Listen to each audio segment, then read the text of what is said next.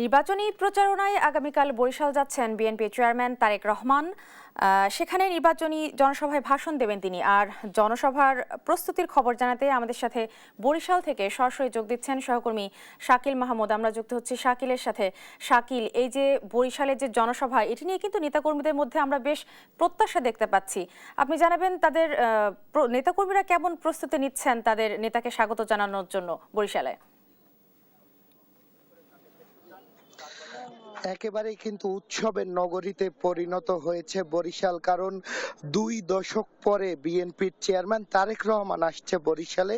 এর আগে কিন্তু 2006 সালে উনি বরিশালে এসেছিলেন, তখন উনি জেলা স্কুলের মাঠে সমাবেশ করেছিলেন। আর এবারের সমাবেশ হবে কিন্তু এই বেলস পার্কের মাঠে, এবং আপনারা দেখছেন যে একেবারে শেষ মুহূর্তের কিন্তু প্রস্তুতি চলছে এখানে, এবং মঞ্চের যে কাজ সেটি কিন্তু একেবারে শেষ মুহূর্তের কাজ চলছে। আমরা আরো এই বিষয়ে জানতে চাইবো। আমাদের সাথে যুক্ত আছেন বিএনপির বরিশাল জেলার যিনি সদস্য সচিব অ্যাডভোকেট আবুল কালাম শাহিন। আপনার কাছ থেকেই জানতে চাচ্ছি যে কি প্রস্তুতি গ্রহণ করেছেন তারেক রহমানের আগমনকে কেন্দ্র করে। আপনাকে ধন্যবাদ। আপনারা জানেন যে দীর্ঘ প্রায় 20 বছর পর দেশনায়ক জনাব তারেক রহমান আগামীকালকে সকাল 11টায় বরিশাল শুভগমন করবেন।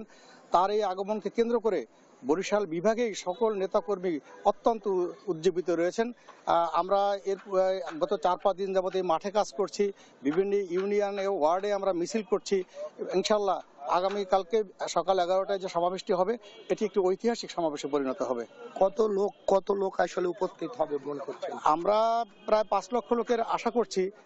বিষয়টি হচ্ছে এরকম যে কে কোথা থেকে কত লোক নিয়ে আসবে সেটা তো এখনই বলা যাচ্ছে না, তবে ইনশাল্লাহ এটি একটি ঐতিহাসিক সমাবেশে পরিণত হবে।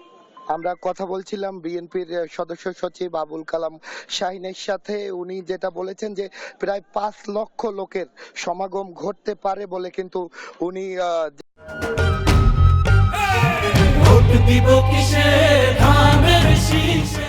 সেই 21টি আসনের যারা প্রার্থী আছে তারাও কিন্তু এখানে উপস্থিত হবেন। আমরা একটু রাজন ভাইয়ের সাথে যুক্ত হতে চাচ্ছি। আমরা জানতে চাচ্ছি যে কি প্রস্তুতি নিচ্ছেন আপনারা? আমাদের পার্টির চেয়ারম্যান, বাংলাদেশ জাতীয়তাবাদী দলের অভিভাবক, বাংলাদেশের, আমরা একটু আপনার প্রস্তুতিটা জানতে চাচ্ছি। আমার প্রস্তুতি হচ্ছে এই মাঠে আমরা পূর্ণ মাত্রায় যাতে লোক আসতে পারে সেটু সকল ব্যবস্থা করা হয়েছে। স্টেজগুলো নির্মাণ করা হয়েছে এবং বিভিন্ন জায়গায় জনসমাগম হবে। মানুষ উচ্ছ্বাস উদ্দীপনার সাথে এখানে আসতে চাচ্ছে। আজকে রাতের মধ্যেই আমাদের মাঠ ভরে যাবে, এরকম একটা অবস্থা আমরা পর্যবেক্ষণ করছি এবং বিপুল লোক সমাগম হবে, 5 থেকে 10 লক্ষ লোক মিনিমাম হবে। সুতরাং আমরা সার্বিক প্রস্তুতি গ্রহণ করেছি। আমাদের ভলান্টিয়ার্স, আমাদের নিরাপত্তা বেষ্টনী তৈরি করা হয়েছে, স্টেজ তৈরি করা হয়েছে, আমাদের যারা শহীদ পরিবারের সদস্য তারা থাকবেন সেগুলো তৈরি করে সমস্ত প্রস্তুতি সম্পন্ন করা হয়েছে। আমরা কথা বলছিলাম আসলে তাদের প্রস্তুতি নিয়ে। আসলে সব ধরনেরই কিন্তু আসলে প্রস্তুতি নেওয়া হচ্ছে বিএনপির পক্ষ থেকে।